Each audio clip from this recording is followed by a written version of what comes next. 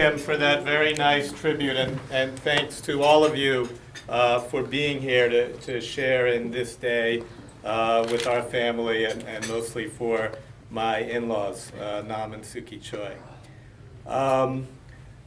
But I know we've spoken a lot about you, but today has also been a momentous day for me, and I want to explain why.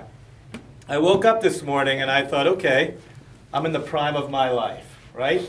I'm not 80. I'm strong, I got good kids, things are going well. So I was feeling very good when I woke up. Well, then my youngest son, who's just entering high school, asked to play chess with me. And not only did he beat me, but he beat me convincingly. And this began the humbling experience that I had today. So I stand before you now much less confident than I was when I first woke up this morning.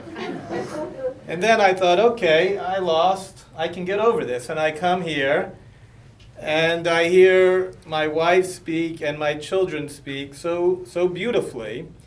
And there comes a point in each man's life when their children surpass them. This is what you hope for, but it's also a little bittersweet.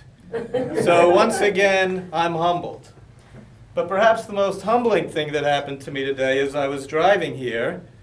Jin and Jin's mother and Allison had come before. So I was with my boys and my father-in-law. And on the way over, we were talking about some logistical matters. And my father-in-law said, well, my wife is the boss now. And I thought, now? You mean you were once the boss? Because in my family, she's been the boss the whole time. So once again, I was left very humbled. But I did appreciate the opportunity to hear Jin's comments, and when she spoke about her mother's dedication to her father, that was very moving. And I thought very useful for me, because she said she learned something from that. So I thought, oh, thank goodness. But I too learned something from it. And I do want to say to my Amanim, we have been coming to the home that Jin was raised in ever since we were married, and brought the kids here, twice a year, sometimes more. And you've made your home not just Jin's home, but a home to all of us. So it really does feel, when we come here, our home where our heart is. And that's really because of you. So thank you. I wanted to talk for a minute about my father-in-law and use this opportunity to express my gratitude, to thank you, Abanim. We don't often exchange sort of deep feelings.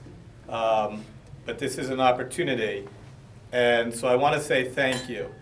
But I want you to understand my thank you in two respects. First, my thank you doesn't just come from here. It comes from very deep here. I'm sure there's a Korean word for that. I don't know it. In Yiddish, we would say from your kishkas. Maybe there's some German thing like that. I don't know. But I'm sure there's a Korean word. But my thank you is very deep felt from deep within me, not just the words. And there are many things that I could thank you for, but I want to be very specific about one thing in particular that's been very meaningful to me. I want to thank you for your kindness to me, very personally. This gathering, I'm unique here, right? There are some people here who, as pointed out before, wouldn't be here without you. Right? They're your blood. Jin and your grandparent and your grandchildren are here because of you.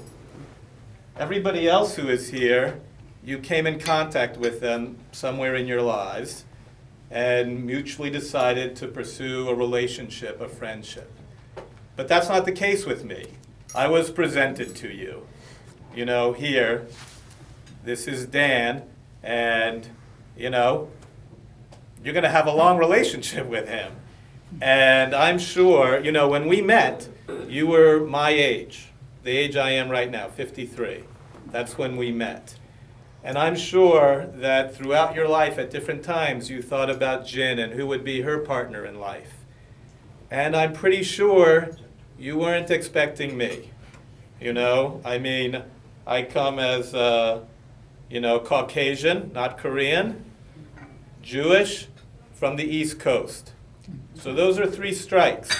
Not that you think those are bad things. They're not bad things. But it's not what you're familiar with, and I'm sure not what you were, hoping for in all reality, right? But your children bring things to you. And you're a man, as Mr. Kim pointed out, of great intellect and great wisdom and strong opinions and strong values. And you were always honest with me. But from the very beginning, you always dealt with me kindly.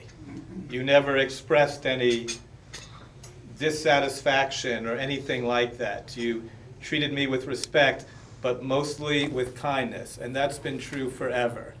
And people are born with gifts and abilities, aptitude, but to be kind is a choice that you make. And you made that choice, and it made my life so much richer, in a very meaningful way.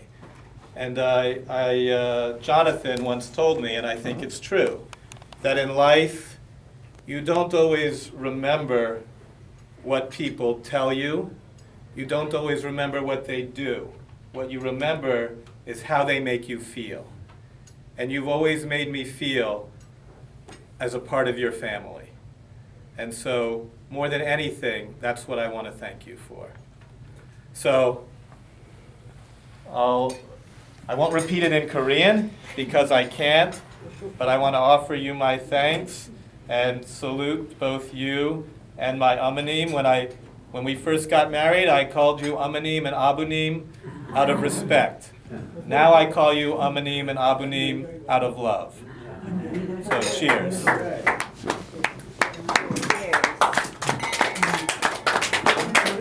And now, before we move on to dessert, I'd like to offer some additional musical stylings from Matthew. Sorry to keep you from your dessert.